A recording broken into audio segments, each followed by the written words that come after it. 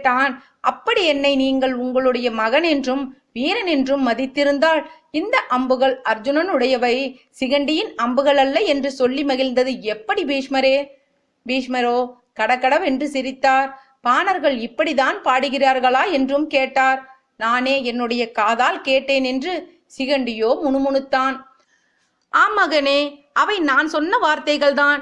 நீ என்னுடைய மகனாக இல்லாவிட்டாலும் உன் போன்ற வீரனின் அம்புகளால் காயப்படுவது என்னுடைய பாக்கியமே. நீயோ என் மகன். உன்னுடைய அம்புகள் என்னை துளைத்திருந்தால் அவை என்னுடைய மகனின் திறமையை காட்டியிருக்குமே. உன் தாய் அம்பையோ எய்த அம்பு நீ எய்த அம்பு ஒன்று கூட என்னுடைய உடலில் படவில்லையே என்றுதான் வருத்தப்பட்டேன். ஆனால் நம்முடைய பாணர்களோ திறமைசாலிகள் என்று அவர் மீண்டும் சிரித்தார். சிகண்டியின் உடலிலும் முகத்திலும் எப்பொழுதும் இருக்கும் இறுக்கம் குறைந்தது. அவன் அழகோ இன்னும் மிளிர்கிறது.